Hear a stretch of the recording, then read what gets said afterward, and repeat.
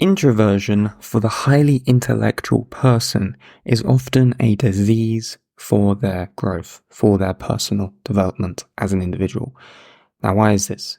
Because intellectuals, or intellectual people, hyper-intellectuals, are often in fear of the real world. Now, why would I say this? Why would they be in fear of the real world?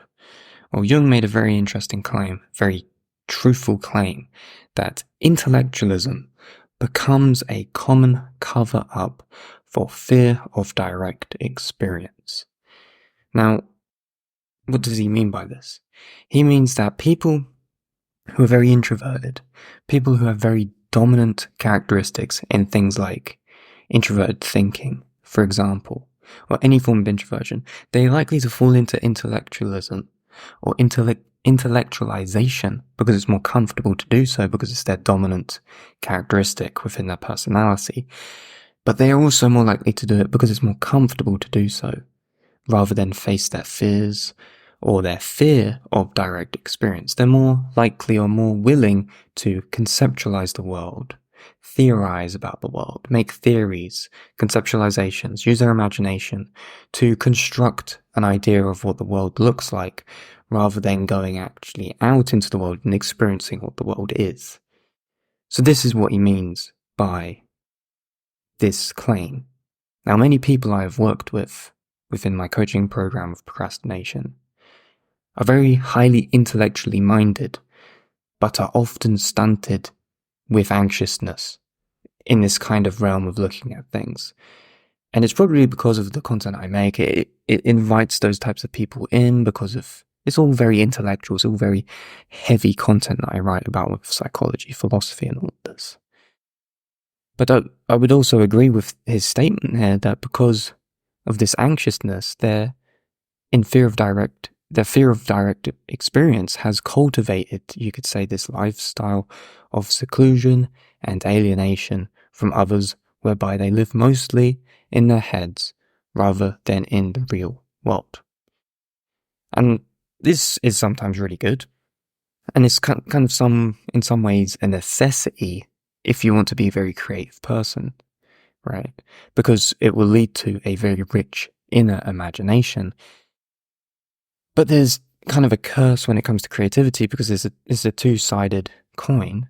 You might be very rich with your inner imagination and your own creativity, but you're going to be extremely unsatisfied because of the disconnection you have from others at the same time. This happens because intellectuals are very idealistic, I would say, and conceptual, rather than realistic and material. The person who isn't super hyper-intellectual is more realistic and material, so they're more extroverted, you could say. They're more involved within the social cohesion of life and integration. You know, they're in the material world more. They're more realistic. They do things as anyone would, right? But the intellectual, because they're so introverted, they're more idealistic and conceptual. So they theorize about things. And then they're more conceptual, so they're more imaginative, so they're in their heads more than in their bodies. And this is a massive problem. You know, you got people talking about mental health problems, but most people, like big people are like talking about mental health problems. They don't talk about the mind and body connection. They just talk about the mental. They talk about, oh, you need, pharmaceutical drugs for overcoming anxiety, blah, blah, blah.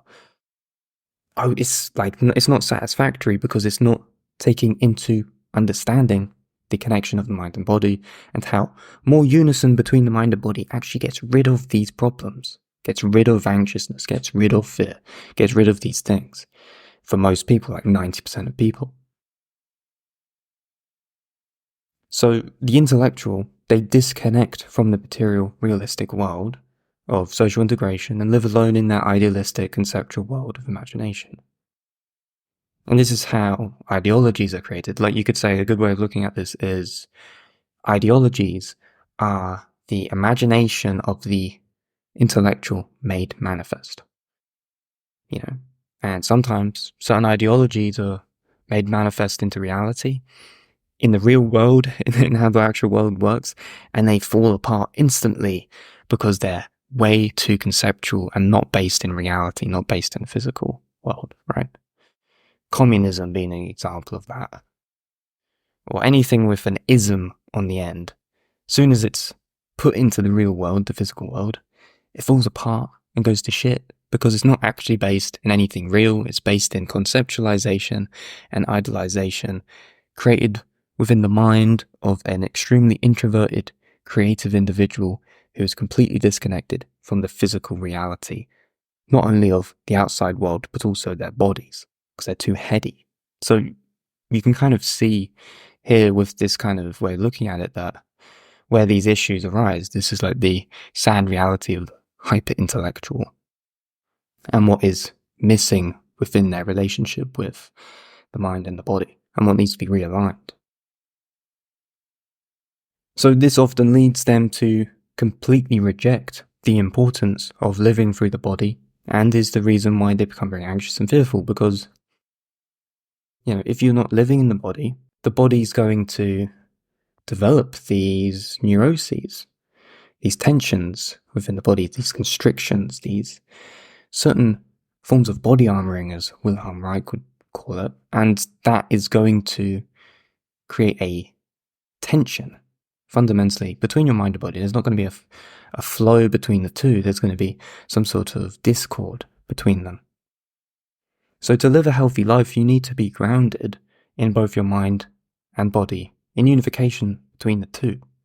Pure conceptualization and idealization will only split your psyche into only living in a world of pure imagination. You'll be Peter Pan. You will be flying in the clouds amongst the rainbows. You're not going to be while in the real world, there's actually, the real existence of your own life is actually going to be very much the opposite of anything that you're fantasizing about, So the health of the introvert or the health of the highly intellectual needs to be understood through the balancing of the mind and the body.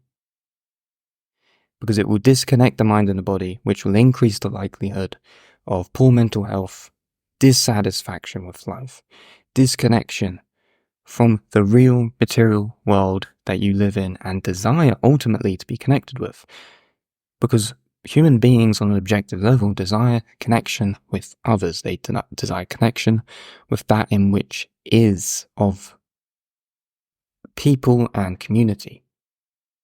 We want communion with others. That's why he's saying intellectualism is a cover-up for fear of direct experience.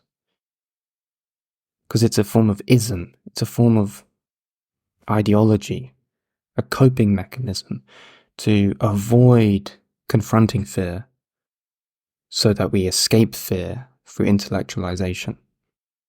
So if you feel like you resonate with this at all, if you feel like you're one of these kinds of people who are kind of stuck in the intellectualization of things to the point where you're not living in the real world because you're in fear of the real world, but you want to connect with people.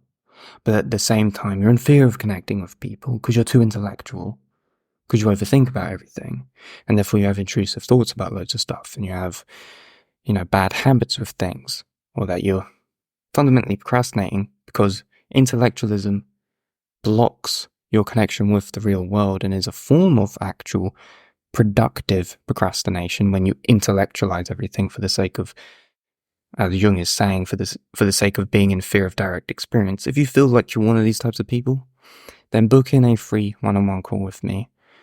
We can totally talk about it, see where that goes, see how I can apply the solutions that I've learned through psychology and philosophy to see how we can create an action plan for you through coaching.